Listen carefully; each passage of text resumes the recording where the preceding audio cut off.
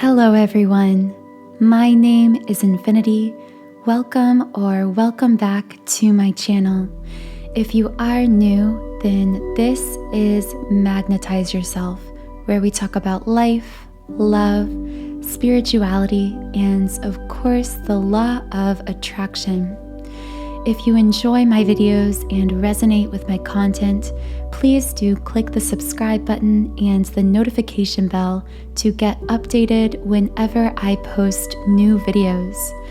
So today we're talking about one of the most discussed concepts within the twin flame connection.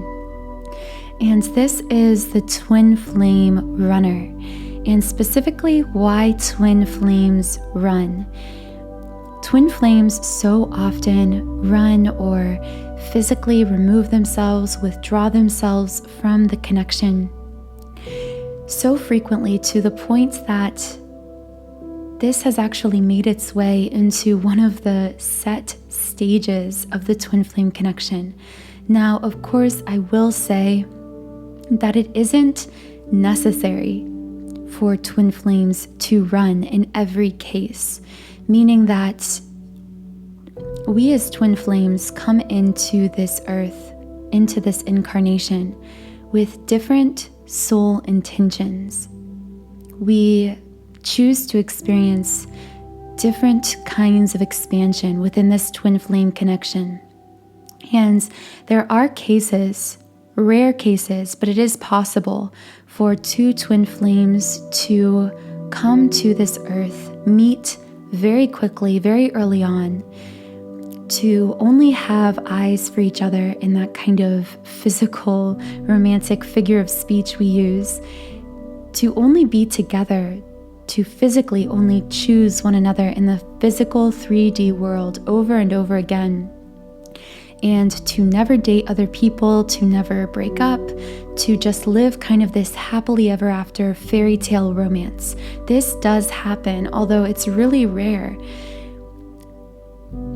For most of us, I would say for 99% of twin flames, myself included, we go through a period of time known as running and chasing, or the twin flame runner chaser, a time in which either one party in the connection or both, because this dynamic, this runner-chaser dynamic can flip, it can change places, but one or both parties at some point decide that the connection is too intense, or whatever reason they may say for leaving. They will leave because of, again, it could be so many different reasons that they could cite for leaving.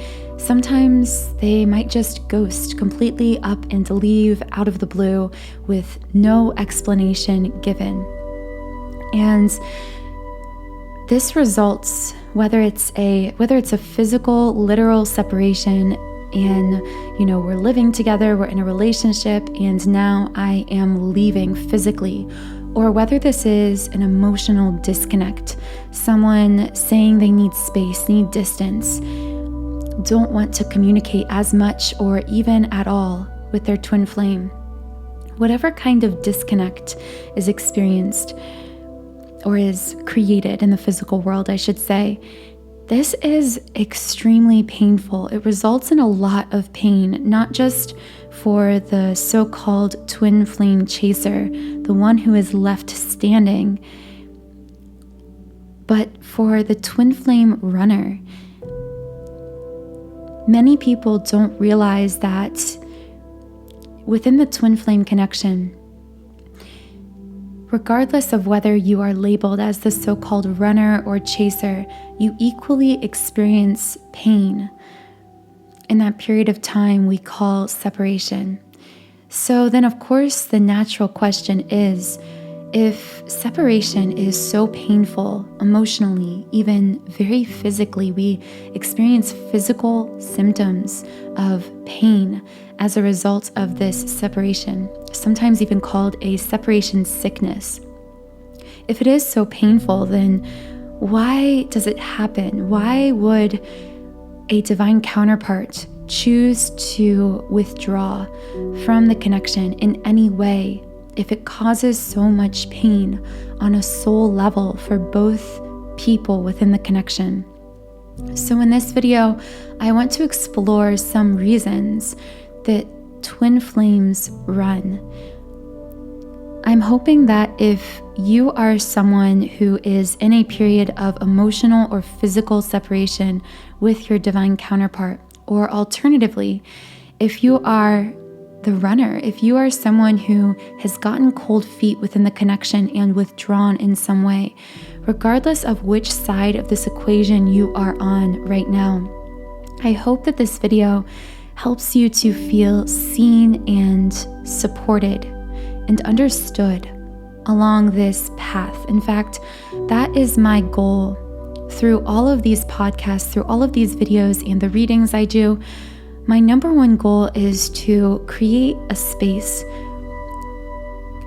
where you feel as though you are seen and understood, even if you don't feel that way at any other point during your day or during your day-to-day life, because I know that this journey is so often really, really lonely, especially as a twin flame, because our spiritual awakening involves a level of isolation or loneliness in and of itself. But as a twin flame on top of that, it can be really lonesome because relatively few people will be able to consciously understand and connect with what you are experiencing. It can be really confusing to try to explain to other people, and it's such an intimate, deep, and all-pervasive connection, meaning it touches every area of your life and everything about your day. Because of the way you're connected with this person, even in times that you're apart, you can feel their energy on you no matter where you are, no matter who you're with, no matter what other romantic partner or who else you're trying to connect with. That person will stay with you in your heart and soul. You will feel them. And at times when you're separated, it can feel really, really intense and really heartbreaking. So the first thing to know about the twin flame runner is when a twin flame runs, they aren't running from a relationship. They aren't running from a person. In a sense, they're running from themselves, and they're attempting to run from a path into the unknown that they may be afraid to follow, but that in fact is completely unavoidable to them. And on some level, I think that the twin flame runner knows that no matter where they go or what they do, their divine counterpart will be in their mind and in their energy, that they will not be able to fully disconnect from this person. But when a twin flame runs, usually what has happened is their ego has stepped in and connected some kind of discomfort or perceived negative change or shift in their life or in themselves, and they've connected it to this other person. So let's just circle back here for a second to explain this. When we meet a twin flame in this physical world, in this lifetime, we experience what is known as an energy merge. This is when two twin flames energetically activate each other in a sense. What happens during this exchange is, like the name suggests, energy exchange. A massive amount of energy is exchanged between them through all 7 chakras, through all the energy centers in the body. So as a twin flame, you receive this huge influx of energy from your counterpart. This powerful energetic river then begins to move through your energy body very fast and very intensely. This is what causes us to raise our energy to the point of having these glimpses of the 5th dimension, especially in our twin flame's presence. But what this energy also does is it comes up against energetic walls within us. Walls that are a metaphorical representation of our negative subconscious thought patterns and limiting beliefs, wounds, energetic wounds, anything that prevents us from allowing our natural, aligned, energetically flowing state, anything that prevents our connection to the divine forces within and without, will begin to crumble as a result of this energy that our twin flame is, this energetic river that they are perpetuating, creating, and feeding within us. This is an accelerated path, an accelerated healing process. In real time, because it is accelerated, this healing looks very messy and very chaotic to the ego. The ego does not like this process because the ego has played a major role in building up these so-called energetic walls. It is very invested in them. The ego has built an entire false self, an inauthentic self, based upon what it perceives others desire it to be or society desires it to be. And in doing so, it's become completely out of touch with our soulful self, our unique soul-deep individuality, our individualism when it comes to purpose. We each have a unique soul purpose, but the ego often goes unchecked and rejects this individual soul purpose for the sake of conformity, for the sake of fitting in to some preset societal standard of beauty, of purpose, of appearance, of personality, whatever it may be. So when our twin flame comes along and begins crumbling all of these metaphorical walls within us, everything in our life begins to crumble to reflect this internal energetic change. Because as we know, whenever you shift energy, in this scenario, when you shift your energy, the energy of your being, to release these blocks, to release these walls within you, and to become more deeply aligned with your most soulful, most authentic self. As you do this within, your external life will manifest changes and shifts, often very, very dramatic, and changes that are unsettling to the ego. Changes like a sudden divorce for a decades-long marriage. Changes like suddenly losing your job that was never really aligned with your soul purpose, that provided some kind of stability that the ego fed upon, that the ego enjoyed and perpetuated. And now suddenly that job is gone, and with it that sense of stability that the ego so craved and desperately needed. And in the process, the ego lashes out.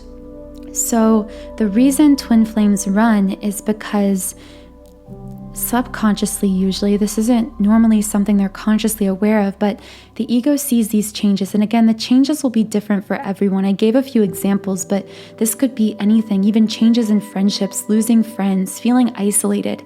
Sometimes even our changing interests, the ego can fight against. Let's say you've had a hobby or something you enjoyed for years and years and years, and suddenly you go through this raising of your energetic vibration that your twin flame caused, this ignited spiritual awakening within you, and suddenly your interests completely change. You no longer care about this hobby that you used to have that maybe other people praised you for. Again, it could be anything. The ego likes stability. It doesn't like change. So these changes, it finds very threatening. And what happens unconsciously is the ego makes a link between this ego death that it is experiencing, this dramatic change within our lives that it doesn't feel ready for. It connects all of that to this external person, and it says to itself, all of this started happening when this person came into my life. And so if I withdraw from this person, I can evade, well, the ego would say, evade my own destruction, because it wants to survive above all else. It wants to be all important. And when these changes cause it to feel unstable or threatened, it lashes out by saying, okay, well, if this person is going to come in and cause me to feel all of these changes, to become this entirely different person that I'm not ready to become, then if I withdraw from this person, if I run from this connection in some way, if I distance myself, then I should also be able to keep myself or veer off of this path to destruction that I feel like I'm on. The ego becomes very afraid of where this path of healing, messy, chaotic healing, is leading it. And so it's like this temporary solution. Your soul, the soul of the twin flame runner, knows on a deep level that there is no way to completely evade or avoid this healing process, no matter how messy or chaotic it may seem. It knows that after meeting this person, not because of the love and romance, but because of the remembering this person ignited within them, it knows that nothing will ever be the same. Two twin flames after meeting are forever changed. They leave a mark upon one another. They remember a kind of depth, not just to the connection they have with one another, but a depth within themselves, a depth of their own soul. When we touch a twin flame in this physical world, we touch that eternal part of ourselves that unconsciously remembers lifetimes and lifetimes before this one, that unconsciously reconnects with a purpose. And even though that remembering might be unconscious, it still deeply affects us and changes everything about us and about our lives. It's a very, very intense kind of remembering that twin flames experience, a soul remembering, a soul activation, an energetic activation. All of this is really intense for both parties, and usually, again, not always, but I would say in 99% of cases, there is one divine counterpart within the union who is not quite ready for these dramatic changes, for this healing process, whose ego fights it or lashes out against it in some way. And again, this results in them withdrawing emotionally, physically, mentally. And of course, then that perceived withdrawal causes the other counterpart to become afraid in their ego in their own way, which leads them to be labeled as the so-called chaser as they push back against that withdrawal out of their own fear. Fear is experienced on both sides. Whether you consider yourself to be the runner or the chaser, both are experiencing ego in some form that is acting from a space of fear. So the twin flame runner knows that it can't forever avoid this healing process. But again, that's a knowing on a soul level, but the ego isn't connected to that knowing. The ego, again, is only focused on the physical here and now, what it can see and feel and touch. And what it sees is its life being changed in a dramatic way that it perceives to be negative. And it also sees that there's this person in its life who has been a catalyst for this change. So it connects the two and it withdraws in some way. If the twin flame runner was speaking honestly, openly, and truthfully, in most cases, what they would say is, I'm running not because of you, but because I am afraid of the intensity of this love you are showing me. This love you are showing me is a kind of energy that's moving through me and causing an intensified pressure being placed upon the wounds that I haven't yet healed. I feel like I am touching a live wire every time we touch, because your touch is sending a kind of energy through me that is coming up against these wounds, these deeply ingrained walls within me, many of which I feel like I have no control over. I don't even remember where these wounds began. They began so long ago, maybe even in another life. But whenever your energy touches mine, I simultaneously feel unconditional love, an intense love like I've never felt. And at the same time, I feel so unworthy. I feel so afraid. I feel so incapable of maintaining and sustaining this beautiful, intense love connection. I feel afraid when I look around at my life and see all the physical instability and changes. I'm in constant battle with an ego self I invested a lifetime in building up that is now crumbling before my eyes, and I am grieving that, even though I know on a soul level that this death and rebirth was something I intended prior to incarnating in this body. I'm running because I need time to heal. I need space to heal. And there's a part of me that only believes I'm capable of doing this healing if there is some kind of separation. I feel like my life needs to settle. I feel like everything's changing too quickly. And I'm trying to slow down that change just so I can catch my breath and cope with all of the dramatic shifts that feel like an earthquake that's perpetually happening around me. So those are just some potential channeled messages that I felt coming through for some of you. Take whatever resonates with you, but if any of those messages were coming from your person, you would be able to feel it because you would feel some kind of energetic sensation in your physical body, some kind of energy moving within you, telling you, yes, that message was for you, was from your person.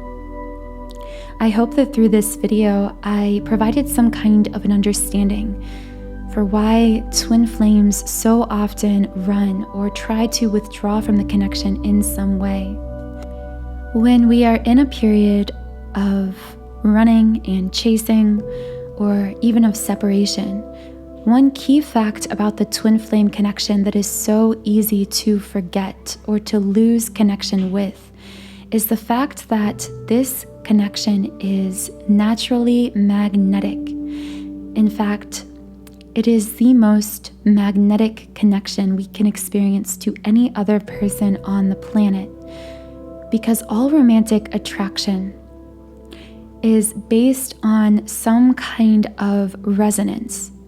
In some cases, this is a negative resonance. We call this trauma bonding or connection to karmic partners or karmic patterns. Sometimes we are attracted to people based on shared wounds, when our wounds just fit together like puzzle pieces. We call these karmic partners. In other cases, we are attracted to our soul family based on soul resonance, not based upon our shared wounds and trauma, but based upon our similar soul essence, our shared soul frequency. Twin flames share an identical soul resonance. An identical soul frequency, sometimes called even a soul song. And it's because of this identical frequency that we are more intensely, more magnetically, more powerfully drawn to our twin flame across lifetimes, across all time and space and distance, that brings us together. We are brought together through this soul magnetism. However, just like two magnets can get turned around the wrong direction and repel each other with as much power as they attract each other, twin flames who run away from one another are like those two magnets that got turned around. And in this illustration, what turns the magnets around are these internal blocks that this powerful energy I described earlier comes up against and causes this kind of discomfort, which then leads twin flames to separate, to run, until these inner energetic wounds and blocks are healed and released. I have created a 7-chakra twin flame healing subliminal designed specifically to release these energetic blocks, any kind of subconscious negative pattern of thought that could be disconnecting you from your twin flame or divine counterpart. So to explore more about this 7-chakra twin flame clearing subliminal and to try it out completely free for 7 days, you can sign up for a free trial account on my website, Sound and Soulful. The link to this subliminal will be in the pinned comment under this video. Thank you so much for joining me here today. I hope this provided some kind of helpful information or guidance for you at this time. If I did resonate with you, please subscribe to this channel, join our community of like-minded, conscious, creative beings here on YouTube. You can also follow me on Instagram at Magnetize Yourself. Have a wonderful, beautiful rest of your day, and I'll talk to you again in the next podcast.